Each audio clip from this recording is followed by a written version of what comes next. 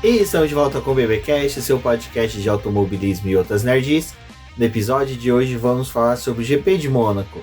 E aqui comigo está a Débora Santos Almeida. Bem-vinda, Débora. Olá pessoal, sejam bem-vindos a mais um episódio do BPcast. E eu achava que a gente ia falar hoje sobre a Indy 500. Bom, vamos deixar a Indy 500 para mais para frente. A gente faz uma live aí para comentar sobre a melhor corrida que tivemos no domingo, né? Não podemos negar, mas o BBcast aqui hoje vai falar sobre o GP de Mônaco. E bom, Débora, antes de mais nada, né, lembrar aí nossos ouvintes da nossa campanha de financiamento coletivo e contínuo do Apoies, onde é muito importante o apoio daí de vocês, nossos ouvintes, leitores do Boletim do Paddock, neste financiamento. E vocês também podem ajudar o BP usando os nossos links que tem aqui sempre na descrição do post ou quando a gente divulga o podcast, que são os links da Amazon e também as promoções que a gente acaba compartilhando com vocês que estão acontecendo no site. Então sempre que vocês comprarem alguma coisa lá pelo nosso link, nada vai ser adicionado no valor final da sua compra, mas a gente acaba recebendo uma pequena comissão da Amazon por estar fazendo essa divulgação. E o que eu achei muito legal é que teve um pessoal que se interessou bastante pelos livrinhos infantis do Hamilton e do Senna, que eu acabei compartilhando algumas vezes aí durante a semana. Então não deixe de conferir também esse link quando vocês forem fazer as suas compras.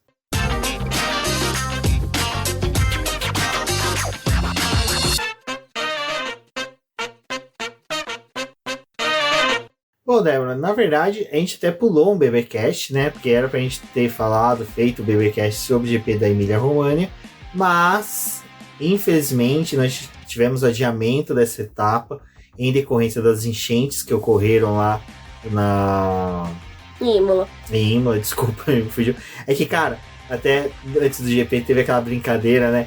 O GP da Emília-Romagna, perguntar pro Joe, Imola! Né? Não, mas até o pessoal falando, é San Marino, tem tantos nomes, mas a gente sempre chamou de Imola, vai continuar sendo Imola. Mas, infelizmente, teve uma enchente lá muito feia, prejudicial demais para a região. A gente até viu o Tsunoda auxiliando lá na cidade hoje. Antes da corrida, achei muito bacana que a AlphaTauri aproveitou a movimentação de fãs, viu que muitos fãs estavam presentes nas redes sociais, compartilhou o link de fotos de como ficou a cidade e pedindo doações, né? Então... E a própria categoria, né, começou a fazer ações, os pilotos também, que tem uma ligação maior, ou com Faenza, né, a Itália, e outros pilotos também acabaram entrando na campanha. A gente tá tendo um leilão das peças que seriam usadas, né, pelos pilotos durante a etapa, como os troféus, e o pneuzinho lá que é dado pro pole, foi autografado por todos os pilotos. Eles começaram a fazer um leilão, assim, muito caro, muitos euros para nós pequenos brasileiros, mas é importante porque eles começaram a arrecadar dinheiro também para poder ajudar a cidade, né, e não só a Ferrari é italiana, mas a AlphaTauri ela tem um vínculo até maior, né? É uma equipe que a gente vê aí ligada com a Red Bull, mas ela é uma equipe italiana, ela é da região de Faenza e é bem pertinho da onde teve todo o problema com as enchentes, né, na Emília-Romagna. Faenza também tinha passado por um problema 2 semanas antes, quando estava acontecendo o GP de Miami. A AlphaTauri acabou divulgando que a região também estava sendo afetada por fortes chuvas e que alguns dos seus funcionários tinham tido problema por conta dessas chuvas e eles já estavam alertando os fãs. Eu achei que foi importante o cancelamento da etapa, não tinha condição de fazer, por mais que alguns bonzões que estavam lá, né, começaram a querer falar que fake news, fake news da enchente, né, falando, não tá tendo, não dá pra poder ter corrida, e gente, não é se tá sendo afetado só o autódromo, é todas as pessoas da região ali também. A gente sabe que a Fórmula 1 cometeu vários deslizes em alguns momentos aí, correndo em lugares que a gente via que não deveria ter uma prova, mas ainda assim eles foram correr, e eu achei que foi importante cancelar o GP da Emília-Romagna. A corrida provavelmente não vai ser disputada esse ano mesmo, e também, assim, pelo que foi discutido, né, durante a semana da corrida, é que é meio inviável reposicionar essa corrida no calendário, porque para você fazer alguma mudança, ela teria que acontecer depois das férias de verão, ou roubar uma semana das férias de verão das equipes, né? Para que eles fossem correr. E aí ninguém vai querer mexer nas suas férias, porque assim, são 3 semanas em que as fábricas param de funcionar e eles realmente têm um tempo para poder passar com a família. A gente sabe que tem muita gente que vai continuar trabalhando, mas no ideal não seria tirar uma semana disso, né? Enquanto a categoria tá até discutindo a questão de férias iguais a que a gente tem no meio do ano, sendo as férias de inverno. Então, provavelmente essa etapa não vai ser reposta, e como o contrato com a Emilia Romagna é até 2025, eles provavelmente devem estender o contrato até 2026 para poder compensar essa corrida que não foi feita esse ano. Bom, agora o legal vai ser, né, que a gente vai ter os carros da Aston Martin com motor Civic, né? Brincadeira. Mas se finalizou, né? Formalizou, na verdade, a parceria entre a Aston Martin e a Honda, que a Honda vai fornecer motores para a Aston Martin a partir de 2026. Aí, né, foi legal que quando foi o anúncio, até foi bem legal que a noite anterior de sair o anúncio, já tava todo aquele murmurinho. A Débora, a Aston Martin vai anunciar bem na hora que a gente for dormir, ou a gente estiver se preparando para dormir, alguma coisa assim do tipo. E dito e feito, mas de qualquer forma era uma pedra cantada que estava há muito tempo. Foi interessante que o rumor que a gente tinha de fechar essa parceria era aquela coisa, né? E o Alonso? Aí uns ficavam assim, não, mas o Alonso até lá já, né, aposentou. Mas o Alonso vai se aposentar mesmo, né? O cara tá cada vez mais aguerrido, mais competitivo, ainda mais depois desse final de semana. Como é que ficou o Deep Joe Game, né? E, né, Débora? E no final, parece que o mesmo love que foi Fernando Alonso e McLaren ali em 2014, no final de 2014 para 2015, foi agora da Honda com o Fernando Alonso e rasgando elogios com ele. E até com uma promessa de talvez termos o espanhol nas 500 milhas de Anápolis com o motor Honda novamente. Então, a gente teve essa questão, né? Veio o anúncio. Óbvio que uma das maiores, assim, tipo, polêmicas era se o Alonso permanecendo na equipe, ele vai guiar com esse carro, que vai ter uma unidade de potência da Honda. E até tem, acho que 1 ano, 2 anos atrás, o Alonso foi perguntado sobre isso, né? Ele falou que foi um episódio infeliz da carreira dele e que se ele pudesse voltar no tempo, ele não teria falado aquilo publicamente, ainda mais na ocasião que foi publicamente. Tinha postado lá no Instagram. Não, teria falado nos bastidores. Ele falou que ele não teria falado no rádio, onde as pessoas iam escutar e iam distorcer o que ele quis dizer. Mas ficou bem claro que ele tava querendo falar naquela época, né? Ele tava tendo muito problema com a Honda e McLaren. Quem não lembra aquelas trocas malignas que aconteciam e ele, tipo, deveria perder várias posições, né? Era até uma piada, tipo, o Alonso vai largar do outro continente, né? Porque tantas posições para poder perder, mas repercutiu muito mal aquilo e, tipo, ele ainda permaneceu com a McLaren, porque foi no primeiro ano, né, ainda, mas foi bem ruim, assim, porque o comentário aconteceu durante o GP do Japão e era a corrida da casa da Honda, então, tipo assim, a situação tava bem complicada e ele soltou uma dessa. Aí, acho que foi muito ousado quem fez a pergunta ali durante o anúncio, né, da Honda com a Aston Martin, porque eles já aproveitaram o momento ali. E aí, Honda, se o Alonso estiver com a equipe, vocês vão deixar ele correr? Aí a Honda pegou e falou assim, olha, não é a gente que vai decidir quais são os pilotos que vão guiar o carro, a gente vai fornecer a unidade de potência, vai ter uma parceria com a Aston Martin, mas a Aston Martin que decide os seus pilotos. E aí eles falaram que não tinham, assim, nenhum ressentimento com o que o Alonso disse. Tipo, já passou isso. E aí utilizaram também o pessoal da Aston Martin para poder dizer o que eles achavam sobre a permanência do Alonso. Obviamente que ninguém sabe se ele vai estar na categoria em 2026. Ele ainda teria idade para poder correr, né? A idade não seria um limitador, mas o que eles falam é, se ele continuar competitivo como ele está sendo agora, ele vai poder guiar os nossos carros em 2026 se ele estiver com a gente até lá. Vai que ele dá na louca e resolve ir para outra equipe ou realmente deixar a categoria. Então, é o que dizem, né? Parece que vai ser isso mesmo, ao mesmo passo que já tá todo mundo discutindo, assim, a possibilidade de um Yuki Tsunoda tá guiando pela Aston Martin nos próximos anos, ou talvez a contratação do próprio Ayumu Iwasa, que tá fazendo um bom trabalho na base. Então tem muita coisa ainda para poder acontecer nos próximos anos. Acho que não é só se o Alonso vai continuar competitivo, mas é se no momento em que a gente tiver a troca dos motores, se a Honda vai estar competitiva, porque a gente vai ter a introdução de um motor mais sustentável, alguns conceitos vão mudar. O que se espera é que agora, com a Honda trabalhando com a Aston Martin, ela teria uma liberdade melhor para poder fazer os seus motores, assim, estaria menos limitada ao que aconteceu com a época que ela estava fornecendo para a McLaren, que tinha que encaixar naquele carro, que precisava ter aquele tipo de formato traseiro, ou até nos próprios carros do Adrian Newey, que tem um conceito específico e a Honda precisou se adaptar. Então, talvez, assim, tipo, como a Aston Martin ela é meio volúvel, né? Tipo, ela vai pro design que tá ganhando, aí talvez a Honda tenha um pouco mais de liberdade de fazer os conceitos do próprio carro, do próprio motor. Bom, Débora, a gente tá vindo no campeonato e tava todo aquele momento falando, não, vai ter atualizações pra Emília-Romagna, Imola, porque Emília-Romagna enrola minha língua. Então tava tendo muitas dessas coisas, até ao término do GP de Miami a gente falou, não, em Imola já vem o FWB, né, vamos ver como é que a Mercedes vai... W14B. O que eu falei? FW.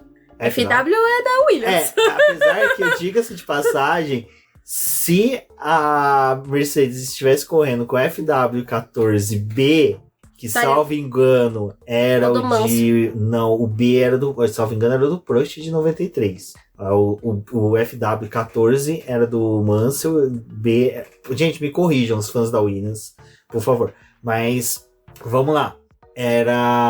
Se a Mercedes tivesse com esse carro, com certeza ela estaria bem melhor do que estava esse final de semana, mas para Mônaco, né, eles vieram ali já com aquele... Esqueceu o conceito do zero pod, né, já estava ali com 2 pods, mas não sabemos ainda o real alcance dessa evolução aí, porque Mônaco é Mônaco, né. Mônaco a gente viu aí a Alpine fazendo uma graça que também a gente não sabe se é reflexo das várias atualizações que ela trouxe para a pista. É que assim, os times estavam viajando com as atualizações, né? Tava tudo preparado para poder ser usado na Emília-Romagna. Na hora que você falou, tava todo mundo viajando nas atualizações. Sabe quando alguma pessoa erra ou comete uma cagada, você fala, mano, você viajou nessa? Mas eu não sou tão especialista assim, não posso criticar, né?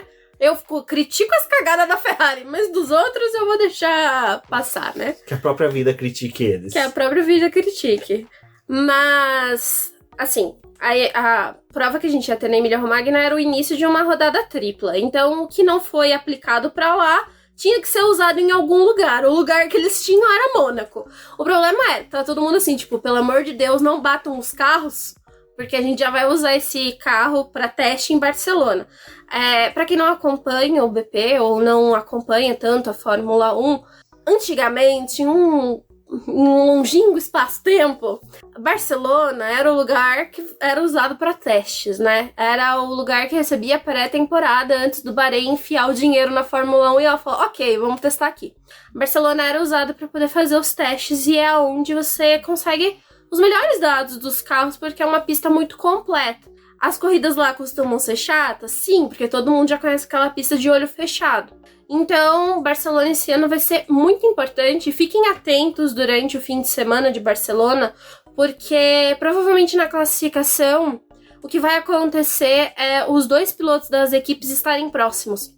Isso acontece porque a gente vai ter a organização das forças do campeonato. Então a gente vai ter uma ideia do que está acontecendo na 7ª etapa do ano e para onde que o campeonato vai se direcionar para o restante do ano. E aí as equipes também têm um norte para a forma como eles vão conduzir as suas atualizações. Se já começa a parar o desenvolvimento e pensar no próximo carro, ou se vai dando um gás para o projeto. Aí eu falei tudo isso porque, a gente teve os times levando as suas mudanças para Mônaco porque não tinha muito o que fazer.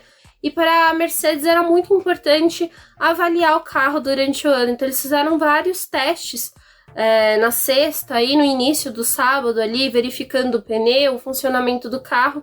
Eles tiraram, como o Rubens disse, o zero pod. Então agora o carro tá parecendo mais a barca da Ferrari, né? Tem aquele side pod mais largo, Mexeram também em asa traseira, na parte traseira ali do carro, fizeram alguns ajustes.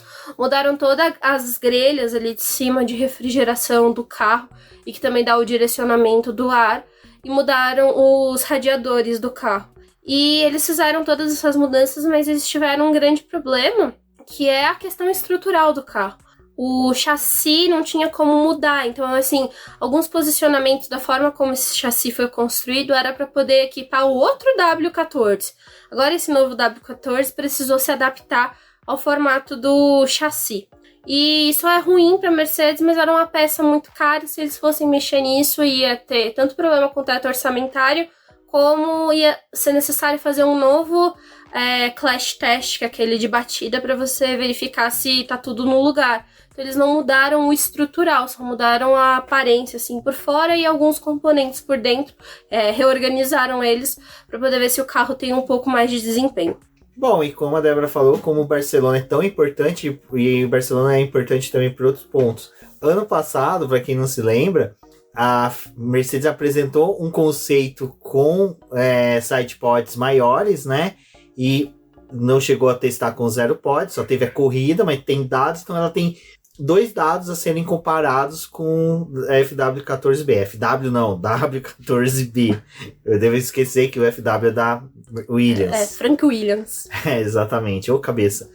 Mas, enfim, então eles têm dados suficientes para comparar e já para poder... E até a própria Mercedes falou isso, que era o importante deles ter informações já para chegar em Barcelona sem, tipo assim, olha, o carro é novo, vamos começar do zero. Então já tem informações de Mônaco, já tem informações do antigo carro, do carro anterior que foi testado ano passado, também do carro que correu ano passado. Então, com certeza, a Mercedes vai ser um dos carros que a gente vai ver correr mais em Barcelona, que vai fazer mais voltas, principalmente TL1. Então, quem tiver a oportunidade de acompanhar TL1, TL2 na sexta-feira, acompanhe, porque vai ser bem interessante de ver. E não só ela, né? A Alpine e a McLaren também são duas equipes que diziam trazer boas atualizações, devem trazer. E antes de entrar em outros detalhes, acho que é interessante a gente falar da questão de pintura, né? Acho que é a única coisa bonita que a McLaren fez esse final de semana. Muito legal! Não, eu tô brincando. A McLaren na Fórmula 1 foi boa, né? Na Fórmula Indy, tristeza. Mas assim, na Fórmula 1 foi legal que eles trouxeram a pintura dos 3 carros que serviram para a tríplice coroa da equipe, né? O carro do Rutherford, que foi campeão, se não me engano, da Indy 575, que era um carro laranja, que é exatamente a asa traseira. Depois vem em 1984 com a vitória do Prost, que é aquele tradicional embalagem da Marlboro que a gente tanto conhece, que também foram os carros do tricampeonato do Ayrton Senna. E o branco puro que eles falam, né? Exato, e o branco puro. E a asa dianteira ali, que formava o cigarro queimando, né? Uma comparaçãozinha miserável. Depois que eu vi, eu não consigo mais dizer. Não consegue.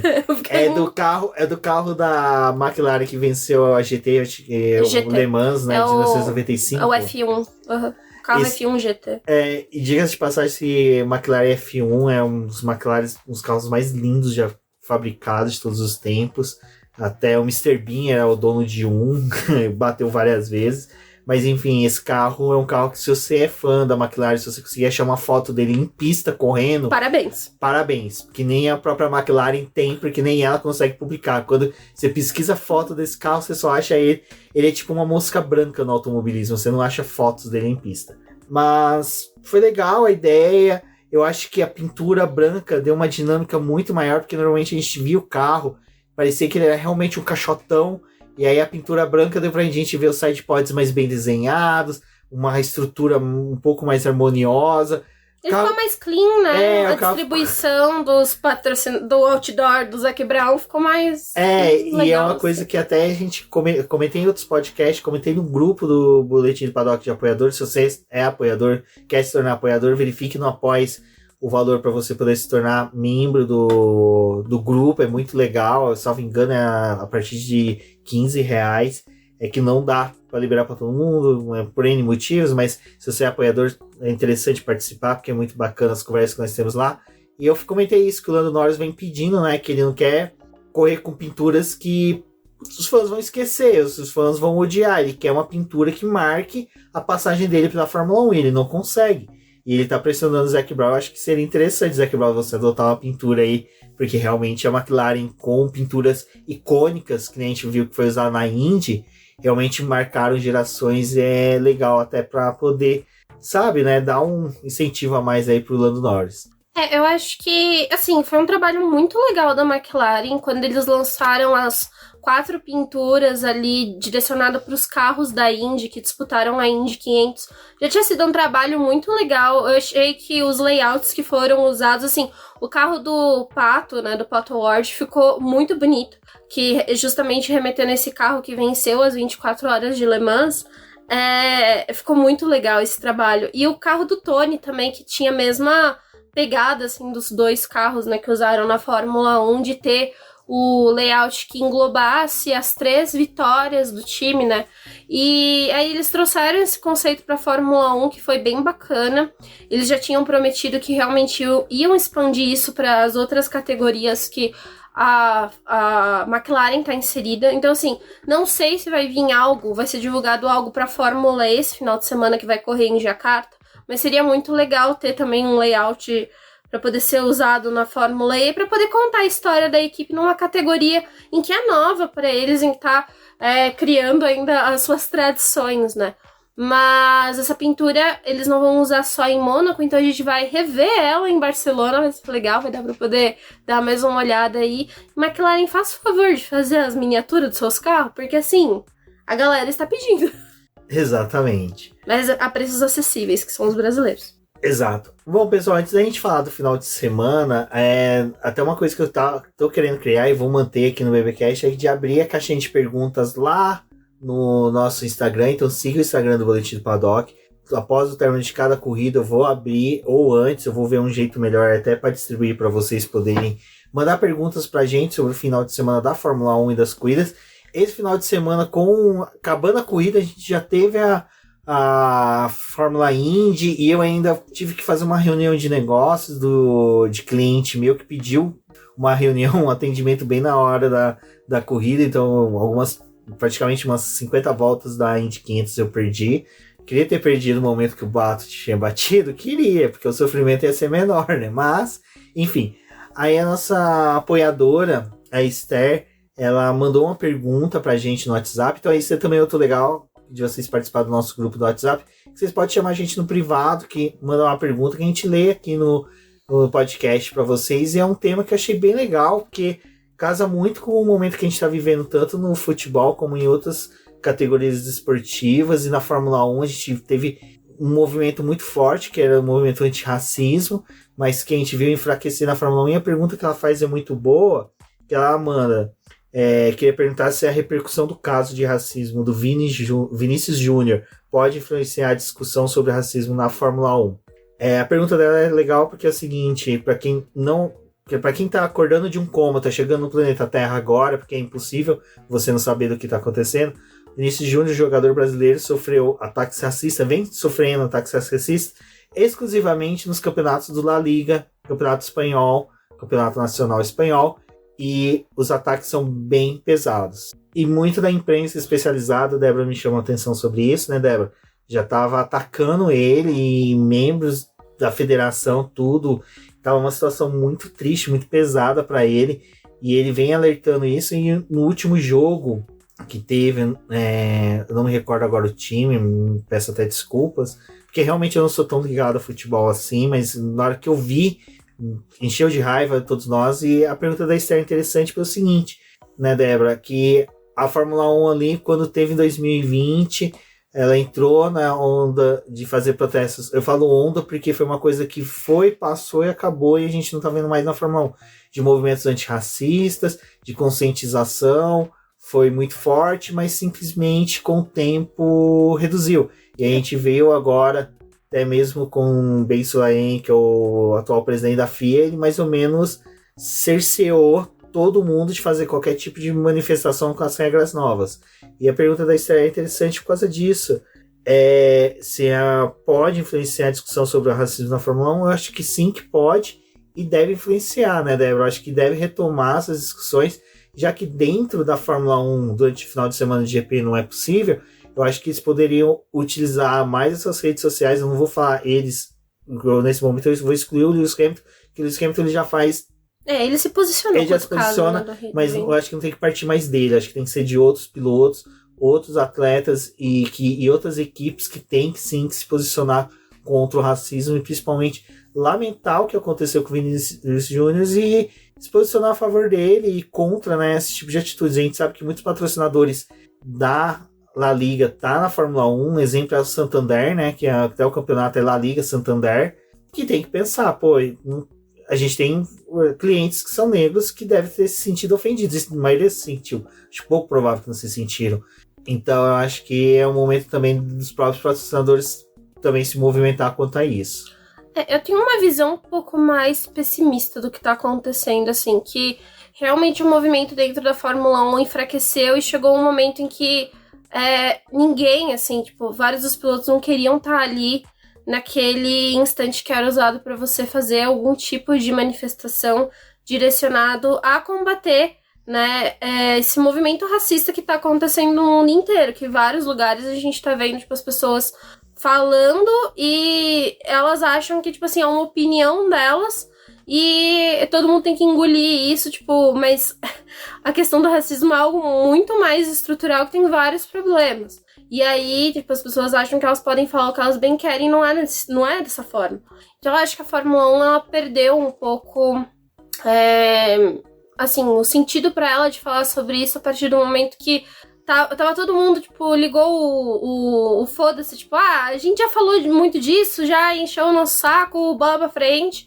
E aí teve, como o Rubens disse, né, a gente teve o presidente também cerceando várias dessas manifestações. Então, talvez você fazer uma manifestação agora dentro da Fórmula 1, um ato antirracista, vai ser muito mais difícil do que era nos 2 últimos anos em que tava todo mundo discutindo isso.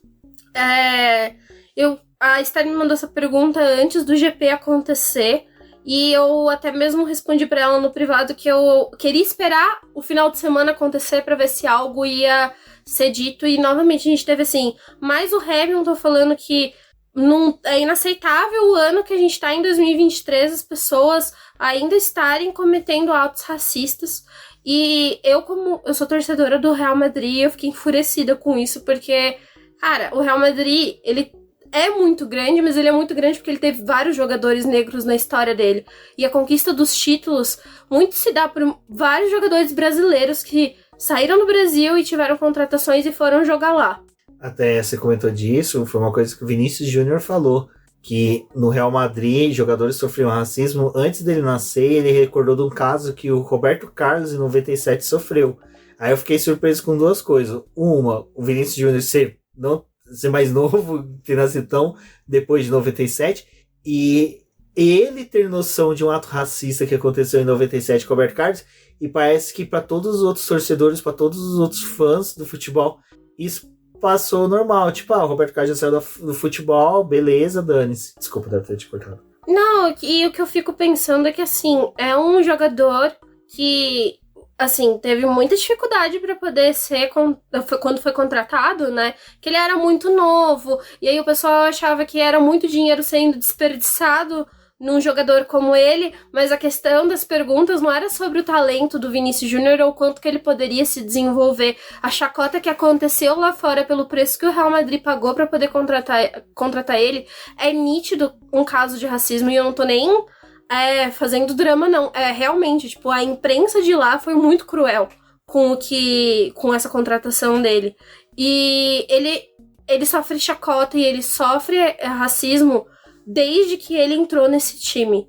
E eu não gostaria de ver o Vinícius Júnior saindo do Real Madrid pelo talento que ele tem, pelo o quanto que ele se desenvolveu no time. Mas a partir do momento que uma pessoa tem medo de sair da sua própria casa, com medo de sofrer uma violência, e ele tá cogitando encerrar a carreira dele lá fora pela quantidade de ódio que ele tá recebendo em rede social, das pessoas que são importantes, que estão envolvidas com o esporte, eu fico muito preocupada com a carreira de um jogador como ele acabar por conta disso, sabe? Porque as pessoas tão ainda, tipo, achando que é normal você atacar os outros dessa forma. E eu acho que, assim, talvez algo mude na Fórmula 1, talvez eles discutam o que tá acontecendo agora, que eles vão correr na Espanha. Mas nesse final de semana não foi discutido isso. Alguns pilotos foram perguntados sobre, mas isso não é algo que é discutido. E eu acho que, tipo assim, pra Fórmula 1 meio que tanto faz, assim, já passou a pauta. Então só se o esporte como um todo, não a Fórmula 1 em si, mas tipo outros esportes começarem a discutir novamente essas questões, como aconteceu lá em 2020, 2021, é que talvez a categoria vai voltar a discutir, porque senão pra ela tanto faz. E aí, para finalizar esse assunto, Esther, eu acho que realmente, enquanto que bem Sloane tiver no comando da FIA e não houver um piloto negro rumando a Fórmula 1, dificilmente, porque infelizmente Lewis Hamilton se aposenta, não vai chegar uma hora que não vai ser mais discutido, porque para ninguém é importante. Não vai ter mais um piloto negro na categoria, então vai ser aquela coisa, não é mais problema nosso.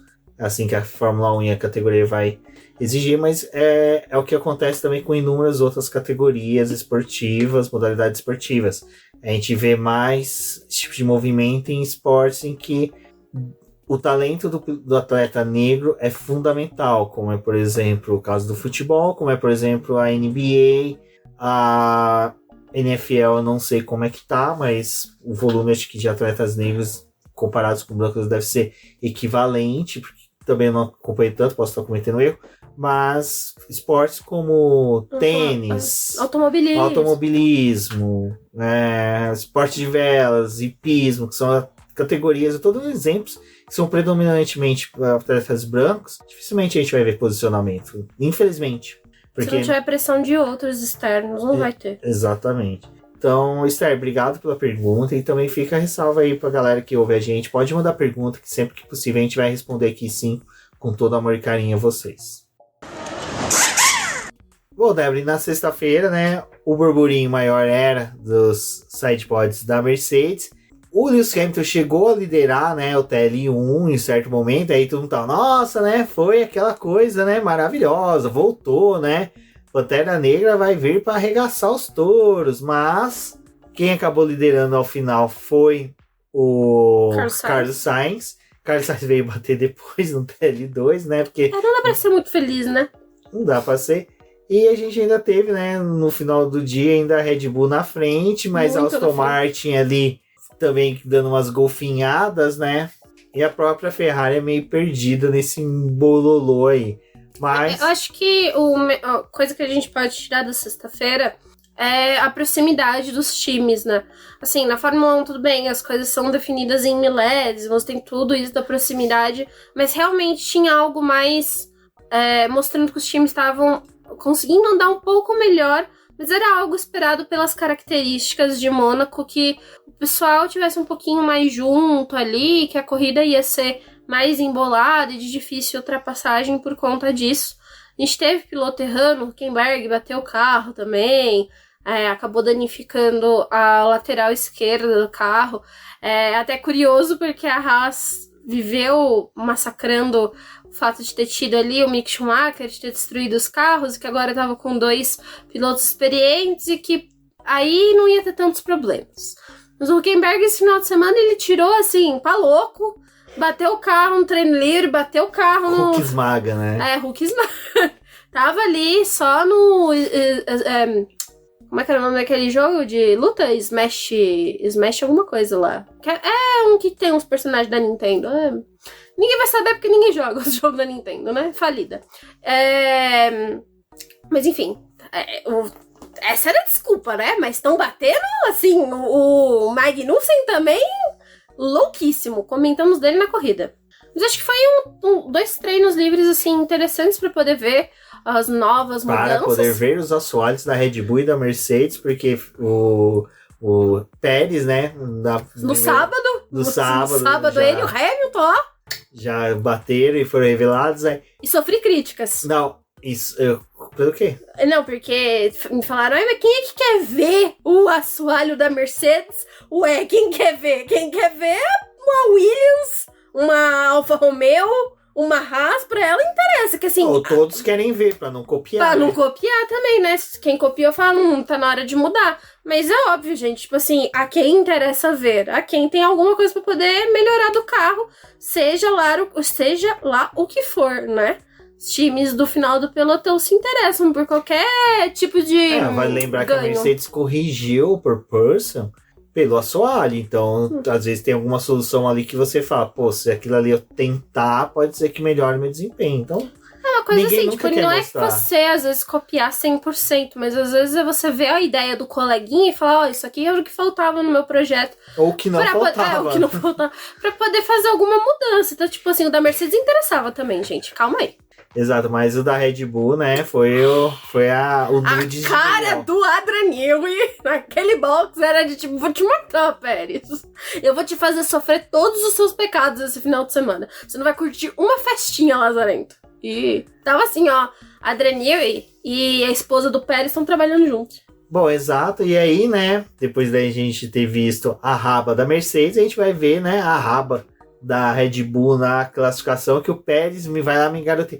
Gente, você tem o melhor carro do campeonato. Você não exige do filho da mãe no Q1. Você só faz um tempo pra você ir pro Q2. Cara, Apesar que em Mônaco acho que tava assim, bem complicado, porque o pessoal tava tendo uma mudança da tabela de tempo muito rápida, né? Sim, mas você não precisava garotear que não o Pérez precisava. garoteou, né? Que o Pérez no final de semana Não, e depois a declaração dele no domingo foi... não contava com minhas astúcias, né? Ele falou assim... Não se irrite comigo. Eu estraguei o meu fim de semana na classificação do sábado aí. Sério mesmo? Nossa. Em Mônaco, você jura? Você jura? Ai, Né? ai. O rei da rua virou o bobo da corte na rua, né?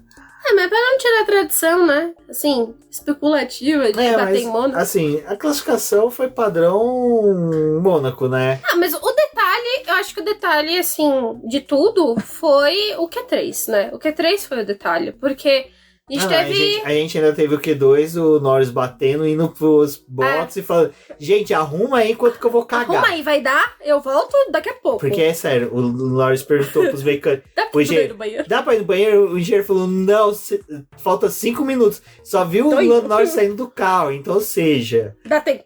a dor de barriga tava feia ali. Mas, então, o Lando Norris passa, né, pro Q3, o Piastri fica.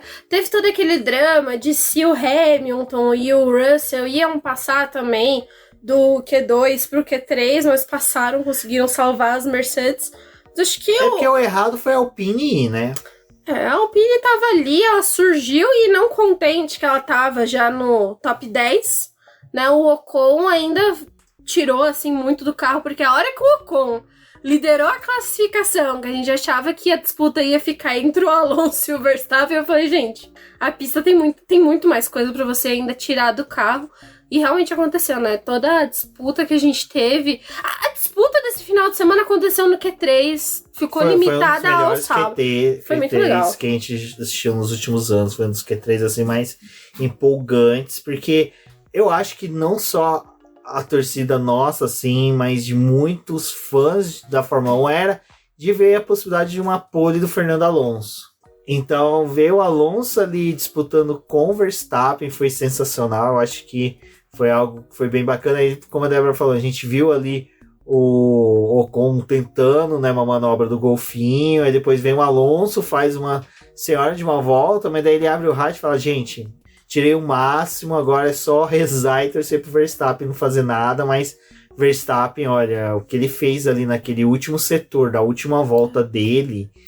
O Verstappen, acho que é o mais impressionante das voltas dele, é que em classificação você está prestando atenção nos setores, mas principalmente nos mini setores, é onde você vê a diferença dele, porque não é na volta completa, é onde ele vai tirando assim nos pedacinhos, porque, pra quem não sabe, a gente tem os 3 setores da Fórmula 1, né? Mas ainda assim eles vão dividindo esses setores em mini setores. Então, tipo, o desempenho do carro em pequenos pedacinhos da pista. E às vezes a gente vê a volta do Verstappen, tipo, em verde, verde, verde, e ainda assim ele melhora o tempo. Mas é por conta desses mini setores que ele teve algum ganho. E é muito impressionante o que ele consegue fazer com o carro da Red Bull, assim. casou realmente, né? Piloto e máquina estão funcionando muito bem. E ele tirar, tipo, foi 0,084 de diferença pro tempo do Alonso. É pouquíssimo. E ele, tipo, foi um pouco além do que o Alonso já tinha conseguido ir. Não, e esse negócio do Verstappen é muito interessante, que assim, é um mérito dele, sem dúvida, mas é impressionante como o Adrian Newey, ele consegue, quando ele tem um excelente piloto, ele consegue e além também, perceber, né, esse piloto e moldar o carro a este piloto. Foi assim com o Vettel, foi assim com o Verstappen. Eu acredito que nas passagens dele também pela McLaren, pela Williams também, ele conseguia fazer exatamente com um carro se moldasse ao piloto e o piloto conseguisse extrair. E assim, o Verstappen, o que ele fez hoje, até durante a corrida, foi excepcional. Assim, foi uma daquelas que a gente realmente para ver como realmente o piloto ele tá completo, ele já tá atingindo o ápice dele, mas só que assim, o ápice do Verstappen tá vindo com menos de 30 anos. Então, cara, é algo assustador se você parar pra pensar nesse ponto. Acho que pra mim o mais interessante, assim, do Verstappen é que ele não tem tantas poles, que é algo que o Leclerc tem, mas não consegue reverter em vitória. E o Verstappen, ele tem poles pontuais mesmo, né? Tipo, em duelos, assim, que ele realmente ele vê que compensa você extrair um pouco mais, porque muitas vezes ele sabe que ele vai ter algum ganho na corrida, então ele aguarda pra corrida mesmo, pra poder fazer as ultrapassagens e pra poder ganhar a prova. Nem sempre ele é o piloto da classificação, então a gente vê em alguns momentos aí o Charles brilhar em classificação e depois perder facilmente a vitória. E acho que a gente teve novamente isso acontecendo no sábado, e essa definição foi muito interessante. Porém, acho que um outro ponto que a gente ainda precisa mencionar é que a classificação não acabou ali no momento em que a gente teve a definição. Aconteceu uma alteração porque o Charles Leclerc foi investigado pelo lance que ele teve com o Lando Norris. O Norris, como a gente disse, ele bateu do Q2 pro Q3. McLaren fez ali a troca da barra da suspensão, né? Eles fizeram uma mudança para ele voltar para a pista, então os mecânicos trabalharam ali muito rápido. A posição, o 10º lugar do Norris estava garantido porque ele já tinha passado e não era um caso de você fazer uma mudança muito além que ia mudar a configuração do carro. E a McLaren fez o trabalho para que ele voltasse no final do Q3 para a pista.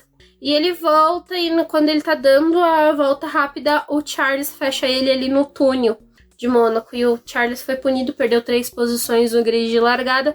Então, ao invés de largar da 3ª posição, ele começou em 6º. E aí todo mundo que tava ali acabou herdando, né, uma posição. Foi o caso do Ocon, que saiu, né, na corrida do 3º lugar. O Sainz era o 4º e o Lewis Hamilton era o 5º colocado.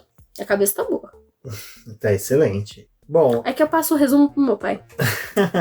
É uma coisa bem interessante. O pessoal que é apoiador do BP lá do grupo já sabe, até alguns pais já sabem, que é a Débora, tipo assim, na sexta ela já passa pro pai dela por telefone, ela liga, oi pai, tá tudo bem? Tá tudo certinho aí e tal. Ela já passa todos os horários de todas as corridas do final de semana. Aí no sábado à noite ela liga de novo pra saber como é que ele tá. Ela passa um feed de tudo que aconteceu no sábado, classificação, tudo. Às vezes se ele assistiu, ela também comenta as coisas. E depois no domingo, quando ela liga, também comenta um pouco de como foi a corrida. Normalmente ele lamenta pelo Leclerc, fala como o Leclerc é azarado, né? Como a Ferrari tá ruim. É que agora ele não tá vendo muito Bottas. Exatamente. Agora ninguém vê o Bottas, então pra ele o Bottas saiu da categoria. Que delícia. Bom, no domingo de manhã, tão esperada chuva não chegou, mas ficou aquele alerta de chuva que todo fã de Fórmula 1 já conhece.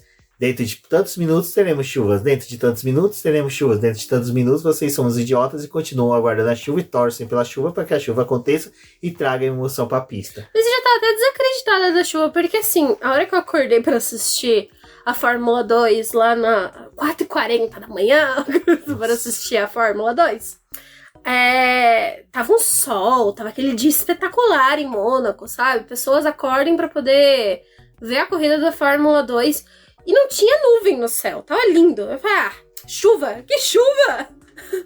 Nem vou me preocupar com chuva. E aí, beleza, né? Começou a corrida, não tinha chuva mesmo, então bora pra corrida. Só que assim, começou a corrida, fez tipo Interlagos, né? As nuvens fez...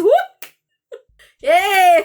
Olha mais aqui! E aí, né, como o Rumis disse, as equipes começaram a se degladiar ali pra poder ver quem era a melhor Maju, né? Pra poder passar a previsão do tempo. Porque em umas equipes falou assim, tipo, um belíssimo sol pra você ir passear no parque. E outras equipes estavam falando assim, vai chover. Vai chover, viu, galera? E aí teve um povo que ficou, assim, um pouco desavisado. Não, o mais interessante é o pessoal trazendo a notícia, não, que a McLaren e o Lando Norris criaram uma classificação para chuva, né? Então esse classe 2 que eles falaram, provavelmente, né, previsão de chuva. Aí a McLaren me faz o favor de duas voltas antes da chuva torrencial começar, parar o Norris e colocar pneus duros. E aí, não pior, o Alonso me repete isso. Comédia. Tudo bem, que eu achei mais escroto não é o Alonso fazer isso, é o fã bonitão no sofá falando, ele perdeu a corrida por isso. Não, ele perdeu a corrida porque ele largou em segundo, o Verstappen em primeiro, o Verstappen tem o melhor carro da temporada. Mas e é assim, o Verstappen. Não tinha chance. Eu sou a fã de sofá também, entendeu? E tava torcendo muito pelo Alonso. Eu tenho uma coisa pra poder comentar da estratégia dele. Mesmo se tivesse comparado e colocado intermediário, mas a Aston Martin, ela foi assim... o melhor final de semana que ela tinha pra poder ganhar uma corrida era em Mônaco. Era o melhor. E aí... Se fizesse a pole. Não é só isso. Na largada, não ia ter chuva. Não teve chuva, não prejudicou ninguém ali. Cada um fazia a sua estratégia. Pô, cara, o Verstappen largou de médio, o Alonso em segundo deveria ter largado de médio. Vamos largar de duro. Não. Vamos largar de duro pra ele ficar mais... Aí eles foram conservadores no começo. Na hora que tem a chuva, que era onde eles poderiam ousar e falar, não, vamos fazer diferente. A gente é o primeiro time dos primeiros colocados que vai parar. Vamos colocar o pneu intermediário, vamos pro tudo ou nada. Porque eles poderiam ter usado o Alonso. Não, vamos colocar o médio aqui. Então queria perder mesmo. Eu não acredito que se ele colocasse o intermediário naquela hora, ele ia vencer. Eu acho provável, porque provavelmente o Verstappen ia responder tão rápido. Porque o Verstappen demorou umas 3 voltas para colocar depois que o Alonso fez essa bobagem. Eu não acho que ele iria conseguir. O Alonso ia parar, na volta seguinte o Verstappen já ia parar. Mas peraí.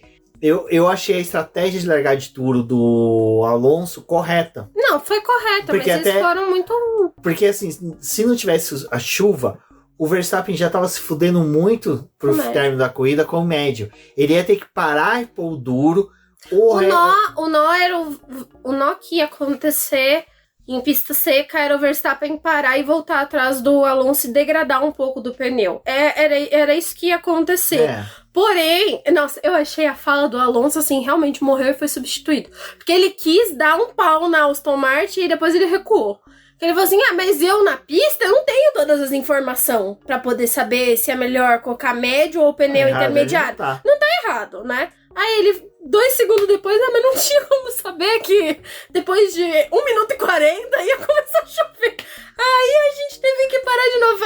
Alonso, é que aí você não percebeu, foi a hora que o efeito do remédio, o Rivotril fez efeito, né? Ele falou, desculpa, eu xinguei a Honda? Não xingo mais, não, desculpa. Eu acho que ele deve andar com esse mantra, né? Sempre que ele vai falar, eu xinguei a Honda.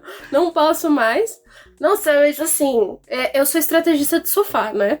Sou muito estrategista de sofá. Não, eu posso dizer que você acerta. Eu acho que você acerta mais que os estrategistas da Ferrari, que olha... Tenho comentários pra fazer sobre essa estratégia. Já vamos falar da Ferrari, né? Porque a Ferrari, querido ouvinte, quando a gente falar que o Leclerc é um piloto passivo por excesso, não quer dizer que a gente... Não, peraí. Eu não falo que ele tem que ser agressivo, porque o oposto de passivo é ativo. Passivo não é agressivo. O agressivo é você ser uma pessoa...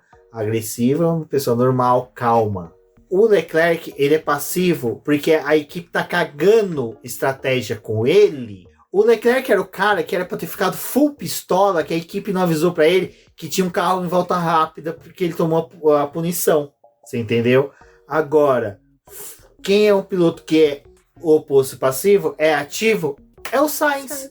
O que o Sainz fez com a Ferrari no rádio era pro estrategista dele sair dali pular no mar e ir nadando pra Maranello. De vergonha. Porque tomar um esporro do Carlos Sainz que ele tomou no rádio é ridículo. Porra, você não tem que marcar o piloto que tá atrás, tem que marcar o piloto que tá na frente. O Ocon. Se você tá marcando o Ocon, você vai explicar pro piloto o que ele tem que fazer pra chegar no Ocon, pra manter próximo ao Ocon.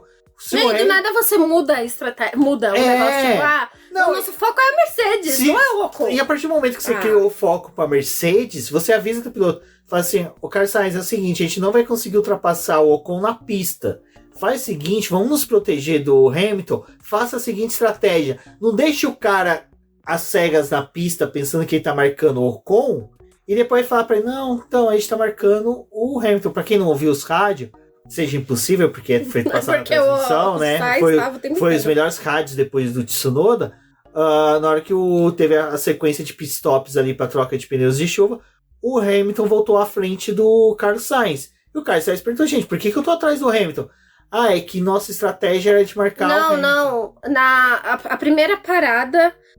O que acontece é o seguinte, a Ferrari com o Carlos Sainz e o Charles Leclerc largou de pneus duros e o Ocon, que era o piloto que, em teoria, o Sainz estava marcando na cabeça dele e a Ferrari ignorou, era o piloto que estava de pneu médio. E a Ferrari, ela começou a brincar lá no rádio, louca, falando, Carlos Sainz, vamos parar. Não, agora não, a gente não vai parar. Só que, gente, sim, a Alpine, ela tava meio doidona, que tava aparecendo no rádio dela, né, falando que a gente teve um toque do Sainz com o Ocon em que a asa do Sainz ficou danificada e um pedaço ali tava se soltando. Mas qualquer um que tá prestando atenção na corrida teria visto que não era impossível a Ferrari parar antes do Ocon. Não deveria acontecer, porque o Ocon tava de pneu médio e ele ia parar antes. Então, essa coisa de ficar fazendo blefe da Ferrari foi ridículo. E segundo ponto sobre o quanto isso é ridículo. A Alpine tava desgastando menos pneu do que a Ferrari, então ela tava cagando porque a Ferrari tava fazendo com o carro do Carlos Sainz. Então, a partir do momento que você assume uma estratégia que você tá largando com pneu duro, você vai ir mais à frente. E a Ferrari não, ela é muito... né, burra mesmo, de achar que não, mas a gente largou com o pneu duro, a gente vai parar com 20 voltas e vai botar o Carlos Sainz pra poder ir da volta 20 a 78, né, de pneu médio. Gente, não tem cabimento o negócio. Aí eles começaram nessa discussão. Quando acontece a parada do Carlos Sainz, é na volta 33, e a parada do Ocon aconteceu na volta 32. Eles responderam a parada do Ocon. O Sainz, obviamente, não voltou à frente do Ocon. E aí eles começaram a... Aí foi quando teve o rádio, a discussão do Carlos Sainz. Mas, gente, a gente tava marcando o Ocon. E vocês estão me falando de Hamilton? Eu não quero saber de Hamilton, eu quero saber do que a gente tá fazendo com o Ocon. Aí a Ferrari falou, não, mas a gente parou você porque a gente tá marcando o Hamilton. Para! E aí depois, mais à frente, porque, né, na volta 50... foi quando começou a ter a chuva, começar os pilotos identificarem que tava tendo chuva. E aí a gente tem a parada do Carlos Sainz na volta 55 e a do Charles Leclerc, que foi na volta 54. E quando eles param para poder trocar o pneu de chuva, deu tudo errado, porque a estratégia da Mercedes com o Russell foi ir de pneu slick para pneu de chuva, e o Hamilton já tinha feito a troca pro pneu médio, né? Ele completou poucas voltas com... Não, pera, eu tô falando besteira, calma. O Hamilton, ele tinha ido de pneu médio pro duro, ele já tinha feito a parada ali no momento que era o ideal, e o Russell foi diretão de pneu duro, que era o que a Ferrari deveria ter feito com o Carlos e com o Leclerc, de só ir parar lá no final da prova ou por conta da chuva. E aí aconteceu isso. E aí a Ferrari fez o quê? Perdeu a posição pra McLaren, não, pra Mercedes. Não tava marcando a porcaria da Mercedes e ainda perdeu as duas. Olha, quando eu vi, eu falei, vocês são horríveis, vocês são péssimos. Porque, cara, a partir do momento que você assume a responsabilidade de largar de pneu duro, não é ficar, tipo, que nem o urso do pica-pau andando na pista e falando assim, ai, se der um safety car aqui, a gente para. Se der um Ocon aqui parando de pneu médio, a gente que tá com o pneu duro vai fazer a mesma estratégia que o Ocon. Ah, tenha santa paciência, Ferrari, vocês merecem. Não, e tem outra coisa.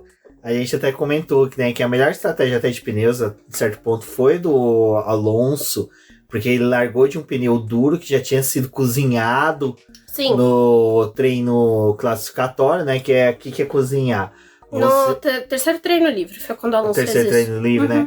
É você pegar o pneu duro, o pneu que você vai utilizar na corrida, dá uma volta na pista, tira toda aquele cera dele, dá até uma segunda volta, só para dar uma aquecida, devolve ele, que daí ele vai pra manta. É a volta aquecida essa volta aquecida você faz com o controle da temperatura que você faz. Você eleva a temperatura dentro dele a um ponto em que você prepara a borracha para ela vai, tipo, voltar a esfriar e ela vai entrar, tipo, na estrutura que ela deveria ter para ir pra pista. Quando você usa um pneu em que você só vai pra pista, tipo, que nem você usa ele liso, pra ir pra uma corrida normal, você não vai ter tempo pra poder trabalhar ele como você teria se fosse um treino livre. Então você não vai ter tempo pra poder aquecer ele gradualmente. Você vai ter que aquecer ele de uma vez. Quando você entra na pista ali, você vai fazer aquele processo de esfregar o pneu no chão de um lado pro outro pra ele aquecer. Aquilo você faz de uma forma que é muito rápida e pode gerar danos à estrutura do pneu. Então o que o Alonso fez foi o melhor. Ele já sabia que ele ia começar de pneu duro então na corrida, e ele já tinha preparado também o pneu médio para isso. Então se ele fosse usar de pneu médio na largada, ele ia ter um pneu que já tava bonitinho ali, cozido para ele. E a Ferrari não, ela já tem problema com degradação de pneu e não faz nem isso. E essa é uma crítica que a gente tem aí das equipes que precisam sim ter um gerenciamento melhor de pneus, e não fazem. Aí você fala, mas a Red Bull faz. A Red Bull não precisa. Tipo, na época que a Mercedes era uma que quase nunca fazia. Às vezes até fazia. Você viu o Hamilton largar com o pneu de 2 voltas e fala, porra, mas o Hamilton... Não, é porque ela usava porque tinha uma estratégia moldada pra isso. É muito clássico a Mercedes ter problema de gerenciamento do pneu e do consumo do pneu, da forma como eles colocam no carro, e tem a cambagem do carro, então nem sempre é tão bonitinha que nem é a da Red Bull atualmente. A Red Bull não precisa, porque eles conseguem consumir o pneu bonitinho. Apesar da gente ver o Verstappen sofrendo lá na corrida e reclamando do pneu médio, depois que deu umas voltas ali que o pneu limpou, ele foi de boa. Ele fez volta no pneu médio que ele tava andando, comparado com as voltas que o Alonso tava dando no pneu duro. Então, tipo assim, tava muito equilibrado o desempenho dos dois. A Red Bull não precisa disso. A porcaria da Ferrari, que não tá conseguindo cuidar do pneu, era bom, né? Era bom. É raro, né, na estratégia de novo. Exato, e daí mais uma vez a Ferrari conseguiu ter um final de semana pífio. A McLaren, por incrível que pareça, com a pintura de cigarro ali, né, conseguiu colocar os carros nos pontos, mas só que infelizmente uma coisa que até depois a Débora foi analisar o campeonato de construtores, McLaren ali dificilmente vai alcançar novamente a Alpine, porque a diferença entre as duas está de 18 pontos, então a McLaren teria que fazer, além dos pontos regulares por corrida, teria que fazer um ponto a mais que a Alpine em todas as corridas até o final do ano para poder conseguir ultrapassar ela. Então esse conseguir um pódio, né? Tem que conseguir um pódio, um P2 no mínimo, um P3. E a Alpine mal. Exato. Então, tem que torcer para um abandono duplo novamente da Alpine, como foi na Austrália, e pontuar bem para poder conseguir. Então só um GP caótico para colocar a McLaren de volta na briga aí por essa posição. Acho que o que vale ressaltar é que, assim, a gente não sabe como que vai estar a Alpine nas próximas corridas, mas era um carro que no começo da temporada não chamava muita atenção.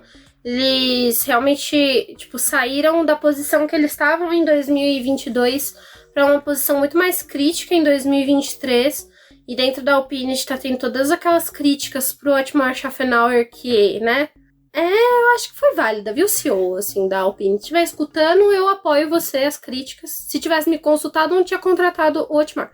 Mas essa corrida também veio pra Alpine para poder tentar salvar um pouco do pescoço do Otmar, né? Porque o negócio tá pegando pro lado dele e a Alpine tá precisando de resultado. Então veio aí esse pódio em Mônaco, num circuito que é muito prestigiado. O Gasly também teve um bom resultado, então pontuou ali com a Alpine. Eles tiveram uma corrida interessante.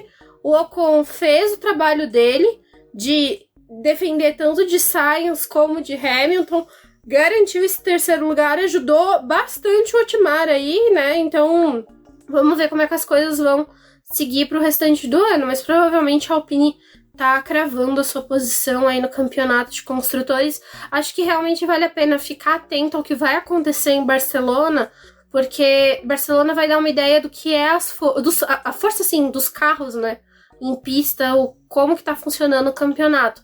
Agora, como eles vão conseguir se portar nas próximas corridas já é bem diferente, né. É uma corrida que pode ser caótica, aí, tanto para a McLaren como para a Alpine, é o Japão, porque geralmente tem chuva, tem essas coisas de embaralhar o grid. É uma outra corrida que é muito travada, que é Singapura. É importante você se classificar bem, só que lá tem o problema das retas, né? Hungria então também. A McLaren pode ser que ela sofra por causa da quantidade de retas, mas é uma corrida que tende a ser caótica em Singapura e Hungria, como você disse. Não, porque, assim, eu vou ser sincero, eu acho que esse resultado que teve da Alpine não reflete muito, eu acredito que não reflete muito no que vai ser o resto do ano da equipe. Eu acho que foi realmente uma manobra de golfinho, tentando responder todas as críticas. A gente via isso muito comum na própria Renault, na época também até da Lotus. Então, até na época da Force India, por exemplo, era bem comum você ter uma etapa que eles iam muito bem, mas na etapa seguinte o motor estourava, pipocava alguma coisa, porque realmente às vezes eles usavam o máximo que podia de potência, o máximo que podia de desempenho, e depois colhiam os azares nas etapas seguintes, mas pelo menos é aquela coisa. Tem um pódio do Ocon agora, aquela pódio que vai ser utilizado como estandarte para falar, não, nossa administração tá boa, só precisamos ter calma com ela. E eu acho que o ponto interessante do que aconteceu é que Mônaco é uma pista muito diversa, né? É um circuito muito travado, não tem muita oportunidade de ultrapassagem mesmo, a não ser que você, tipo, se jogue para poder tentar fazer uma ultrapassagem, como foi o caso ali do Magnussen no Sargent, né? Tipo, que ele passou e o resto foi passando pelo Sargent, tipo, arrumou um buraco ali. Mas com o Ocon, a gente viu a disputa dele com o Sainz acabou perdendo um pedaço da asa. O Ocon, ele tava muito empenhado em manter aquele terceiro lugar, porque ele sabia também que ia ser muito difícil de ultrapassar ele. Então, ele tava fazendo traçado defensivo quando o Hamilton também chegou nele. Era uma oportunidade da Alpine conseguir esse bom resultado. E é o que a gente tá dizendo, tipo assim, pode ser que aconteça isso de novo, mas a posição da Alpine não é essa. A posição da Alpine não é pra poder brigar com a Aston Martin. Nem acredito que, tipo assim, com as atualizações que eles trouxeram pro carro em Mônaco, a gente vai ver, tipo, a Alpine tão próxima de uma Aston Martin, de uma Ferrari, tipo assim, saiu do buraco ali que ela tava e agora vai brigar na frente. Não é Acho que é muito difícil. Acho que numa pista que nem Espanha vai ser onde que a gente vai ver realmente. A Espanha vai ser realmente onde a gente vai ver onde que Ferrari, McLaren e Alpine estão. Então, quem é onde a Ferrari tá na disputa com a Aston Martin, né? Porque se tem uma disputa com a Aston Martin, isso já não é a Mercedes que assume a terceira colocação, né? Bom, e no final, como a gente comentou, né? O Verstappen venceu e venceu com categoria, venceu realmente com todos os méritos. Eu acho que... nem a chuva foi capaz de parar. Não, nem a chuva. E olha que ele brigou muito ali com a chuva. Foi um momento ali tenso, acho que pra corrida dele. Eu acho que... porque nem ele sabia o momento de parar, né? Eu acho que o Verstappen nunca teve um momento de cagaço na carreira dele. E hoje foi o dia de cagaço. Mas ele mandou muito bem. Assim, o desempenho dele em pista foi excepcional. Não concordo com a votação de ter sido o Ocon mesmo. É mais uma daquelas votação do pilotos emocionados, porque Ocon ele herdou o pódio por causa do Leclerc ter sido punido. Assim, eu e o Rumi não somos muito fãs do Ocon. Porém, eu acho que assim, a corrida desse final de semana dele foi boa. Pelo trabalho que ele fez na classificação, ele não simplesmente chegou ali no terceiro lugar. E a incompetência foi muito do Leclerc de ter sido punido ali, sabe? Tipo, ele não tem sorte em Mônaco e vamos admitir que é isso mesmo. E Mônaco passa batido, assim, nem olha. Foi ótima a cara do Giovinazzi lá, tipo, pra Ferrari, meu Deus. Eu tô nessa equipe e a gente vai disputar as 24 horas de Le Mans, a gente vai tomar de novo. Giovinazzi com a cara, né? Eu tenho o mesmo número de pódios que esse cara. Nenhum. E fiz menos merda esse ano. Não, praticamente foi nenhuma merda esse ano. Né? Esse ano ele tá de boa. Quem fez caquinha foi o companheiro dele de equipe. Exatamente, o mesmo número de pods. Olha só que coisa, né, Rubens? Verdade. Tô tirando aqui aquele pod do Antônio. Tem menos corridas. Tem menos corridas. Mas vai sofrer nas 24 horas de novo, né? Porque assim, correr com a Ferrari é dessa forma. Mas eu gostei da corrida do Ocon, assim. Ele foi bem, ele conseguiu controlar. Fiquei irritada com aquela batida dele com o Sainz, mas acontece, né? Tipo, você tá disputando com o Ocon, né? Ele não é um cara muito fácil de ultrapassar. E o Ocon vive dando trabalho pra companheiro de equipe. Imagina se ele já azucrina os companheiros de equipe.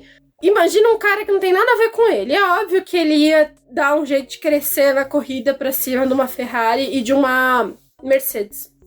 Então, gostei da corrida dele, só pra pontuar isso.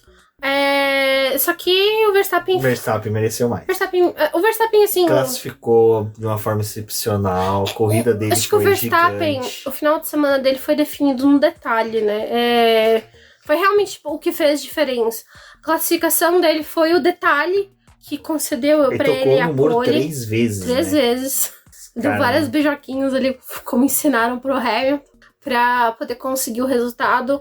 A corrida também, assim, acho que o momento de maior tensão foi a chuva, porque ele tava alertando a Red Bull, ó, chovendo nesse ponto aqui, tá começando a chover. E a Red Bull deixou muito na mão dele, assim, tipo, Verstappen, quando você se sentir confortável pra poder sair do pneu slick pro pneu de chuva, ou mesmo que você queira, tipo, ir de slick pra slick, avise a gente que a gente vai fazer a tua parada. Então, tipo, o Verstappen tava tendo muito do feeling do que tava acontecendo ali na pista, e ele tava sujeito a errar. Eu também acho que, assim, a Aston Martin poderia ter usado um pouco, porque o controle da primeira posição ali tava nas mãos do Verstappen, e o Verstappen podia cometer um deslize. Então, é um pouco da minha crítica àquela estratégia da Aston Martin, que ela podia ter feito algo diferente para poder tentar uma vitória. Porém, o Verstappen estava muito alinhado, né? E quando ele termina a corrida, ele termina a prova com 27 segundos de diferença pro Alonso.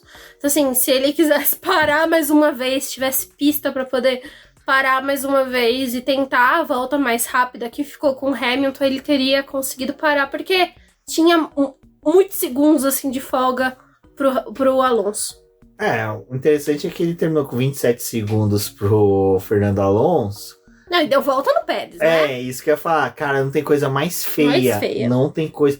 Cara, uma coisa que mata a sua argumentação de desempenho de companheiro de equipe ele tomou volta do companheiro de equipe. É tipo, desculpa reviver isso pros fãs do Ricciardo, é o Ricciardo ter tomado volta do Norris em Mônaco. Ele tomou volta do Norris, não foi uma só, nos 2 anos que teve do Ricciardo na McLaren, ele tomou volta. O Pérez ganhou ano passado, ficou feio pra ele, pra caraca, ter tomado volta esse ano. Ficou muito feio. Não, e o Pérez, assim, depois que acabou a corrida, que tem as entrevistas, né, com os pilotos, o depoimento dele é que ele, tipo assim, Mônaco pesou. Porque ele viveu o ápice, tipo, o quanto ele pode ser bom esse ano e o quanto ele pode ser horrível. E foi o horrível dele, o horrível... Tipo, foi o que ele falou. De todos os finais de semana que eu tive na minha vida, esse foi um dos piores. E, tipo, ele meio que não lembra quando foi o último piorzão que ele teve. Esse de Mônaco foi. E ele sabia que ele tinha colocado tudo a perder no sábado, quando ele bateu no Q1. E ali, a Red Bull ainda tentou fazer alguma coisa diferente com ele, na questão dos pneus. Até na hora que começou a chover, eles achavam que, tipo, bora colocar o pneu de chuva extrema, porque o pessoal vai começar a parar para colocar os intermediários, talvez ele ganhasse algumas posições. E foi um show de horror, ele saiu de pista, tava assim... péssimo, ele ficou batalhando com o pessoal ali do final do pelotão, com as batidas, A gente nem falou, né, Rubens, mas a gente teve batida do Magnussen com o Stroll virou uma bolinha de... Ping-pong de... Ai, meu Deus, pinball. Pinball também. Sinuca. A minha cabeça foi de sinuca, ele tava procurando uma caçapa pra entrar, né? Que era uma área de escape. Que saiu batendo o carro de um lado pro outro. Mas o final de semana do Pérez foi horrível e eu acho que ele se tocou assim, quando ele tem um final de semana ruim, é um final de semana ruim mesmo. Só que o problema é quando você tá correndo com o Verstappen, você ainda quer impor uma disputa pelo título, você não pode ter um final de semana tão horroroso como esse. Porque o Verstappen, ele tem finais de semana que às vezes ele bate numa classificação, mas ele tira, ele faz uma... P2, chega P3. O Pérez não, em Mônaco você não deveria bater, né, nesse sentido, Não, ele bateu, estragar. Ele errou. Ele errou. Ele se assustou com o carro que tava saindo dos boxes. Então, assim, foi horrível. E o Pérez colocou muito a perder nesse resultado, porque não era só um pódio, né? Era pontos importantes ali pra alguém que tava querendo brigar com o Verstappen. E o Pérez é isso, assim, tipo, é ruim dizer isso às vezes, porque a gente ainda alimenta uma esperança, a mesma esperança que a gente às vezes alimentava com o Bottas, de tipo, o Bottas fazia uma corrida boa, de ficar, talvez se ele acertar agora, ele pode desafiar o Hamilton. Mas não tem esse nível, é um nível de segundo piloto mesmo, infelizmente o Pérez é isso. Exato, pessoal. Bom... A nota da corrida. É a nota da corrida. Cara, hoje, assim, eu vou falar... Pra mim foi um dos melhores GPs de Mônaco que eu assisti recentemente. Lógico, não tem como comparar alguns que eu assisti na década de 90, anos 2000. Mas foi um dos melhores. Eu acho que eu posso falar que foi um dos melhores aí da era híbrida. Foi muito legal de assistir, principalmente aquele miolo, aquela disputa entre Carlos Sainz e o Ocon, o Hamilton, cara... Leclerc que não ameaçou o Hamilton um minuto. Minuto. Até as McLaren conseguindo ficar nos pontos, permanecer. Pra quem torce pra ferrar. Tsunoda também. O Tsunoda, né? Desculpa, Tsunoda, eu te ziquei. Né? Tava dizendo que tava sendo regular. Não, quem zicou ele foi o engenheiro que mandou ele mexer no freio. Não, o engenheiro dele veio pra sacanear. Não, e o pior é que ele ainda me fala, não tem como eu mudar. E ele mudou, né? Ele mudou o balanço. Ele mudou porque provavelmente os engenheiros devem ter mandado assim, não, muda que vai parar de tá ruim. E piorou. E ficou pior. Mas eu acho que assim, cara, eu daria uma nota 8, porque o GP ali na hora que choveu foi legal. E eu gostei que a Fórmula 1 não teve cagaço. Eles foram, né? Não, teve um momento ali que foi só bandeira amarela local, tira o carro rápido, volta na hora do acidente do Stroll. Poderia ter sido uma bandeira vermelha. Eficientíssimo o trabalho do pessoal de Mônaco, é incomparável a vários outros circuitos. Acho que um dos melhores é Mônaco.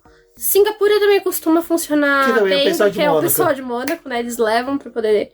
Leva o pessoal, treina o pessoal de lá. Brasil, que funciona muito bem, acho que... é uma escola pra todo mundo. É uma escola pra todo mundo, né? Sempre importando soluções pra outras pistas. E tanto que a engenheira lá... A Raquel Lopes. Que vai pra Singapura. Foi pra Singapura. Singapura! A Raquel que vai pra Singapura também, então...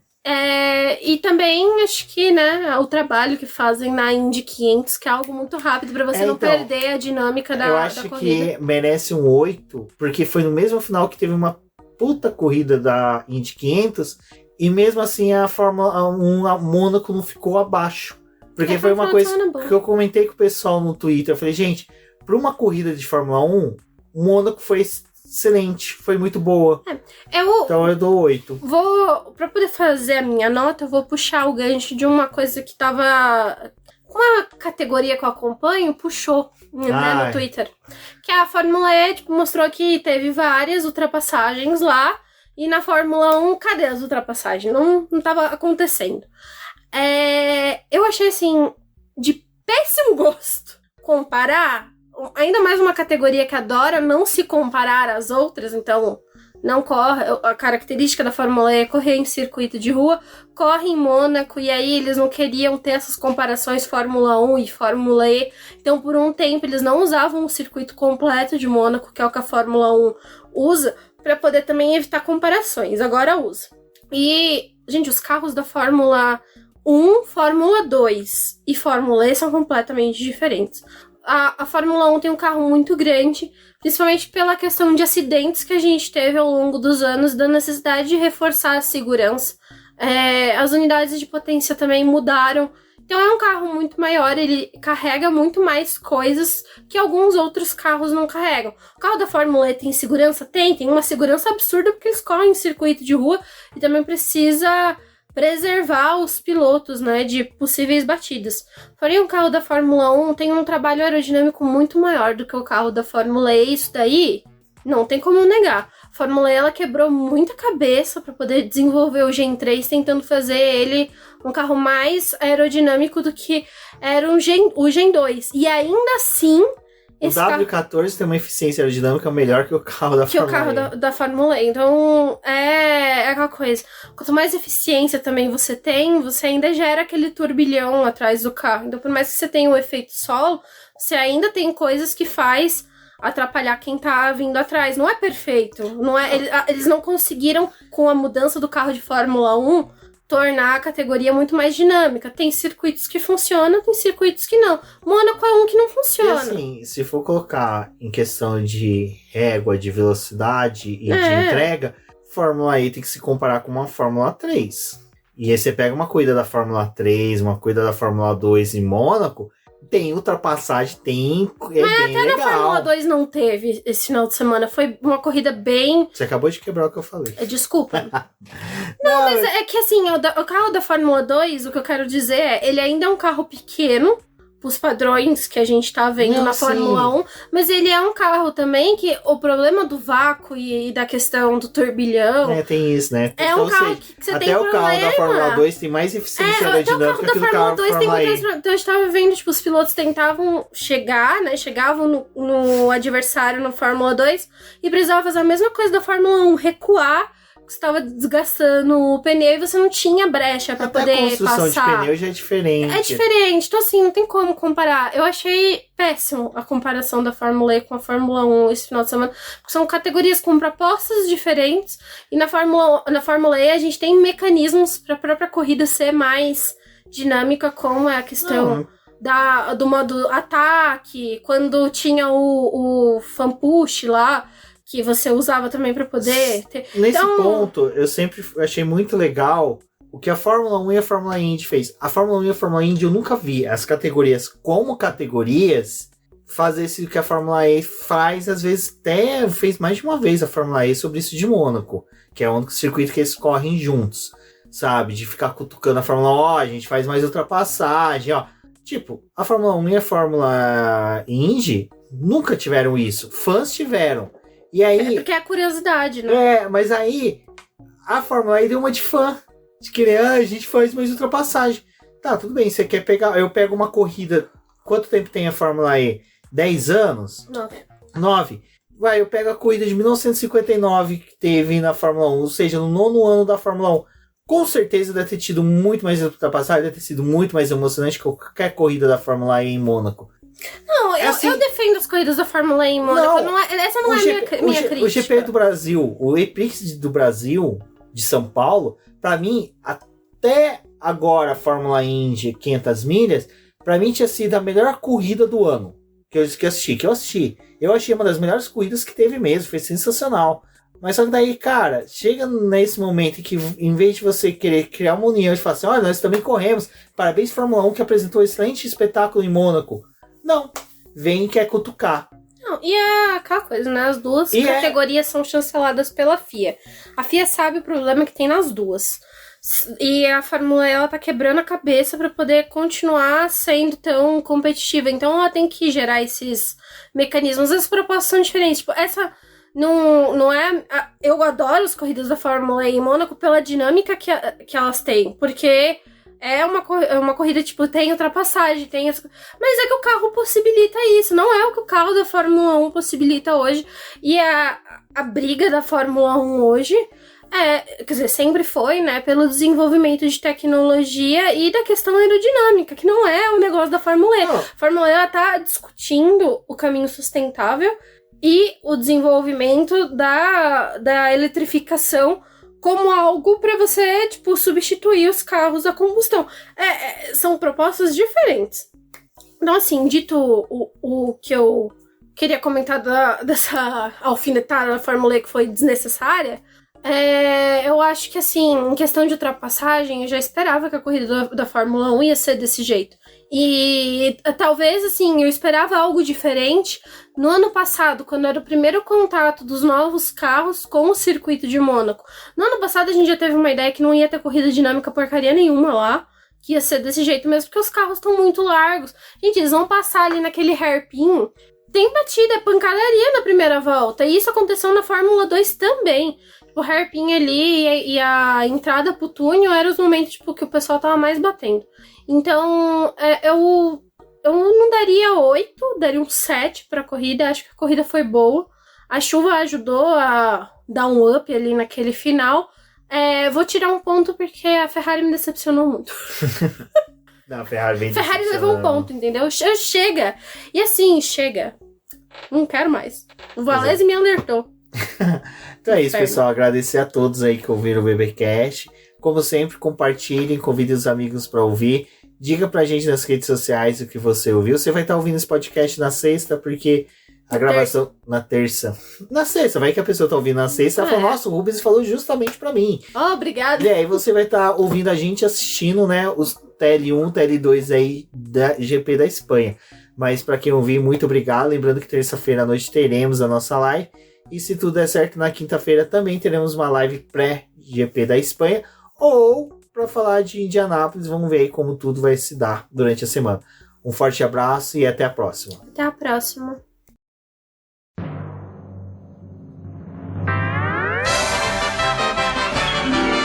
E agora vamos agradecer nossos apoiadores, aqueles que auxiliam o Boletim do Paddock através do financiamento coletivo e contínuo do Apoia-se. E são eles, Ricardo Bannerman, Maia Barbosa, Eliezer Teixeira, Luiz Fex, Arthur Felipe, Rafael Celone, Will Mesquita, Antônio Santos, Rogério Furano, Helena Lisboa, Cássio Machado, Carlos Del Valle, Bruno Vale, Eric Nemes, Bruno Shinozaki, Alberto Xavier, Will Bueno, Ricardo Silva, Beto Corrêa, Fabrício Cavalcante, Arthur Apóstolo, Sérgio Milano, Melquiades Veloso, Micael Souza, Ezequiel Bale, Silney Messi, Rafael Arilho, Rafael Carvalho, Fábio Ramiro, Lauro Vizentim, Maria Ângela, Thaís Costa, Rafael Catelã, Jane Casalec, Carlos Eduardo Valese, Tadeu Alves, Paula Barbosa, Ale Ranieri, Leandro Nogueira, Bianca Mês, André Brolo, Bruno Lima, Ivan Grego, Maicon Tavares, Thalita Santos, Diego Machado, Gabriel Sawaf, João Guilherme, João Rai e Gustavo Frigoto. Muito obrigado a todos aqueles que apoiam o Boletim do Paddock e auxiliam no nosso desenvolvimento e crescimento. E se você quer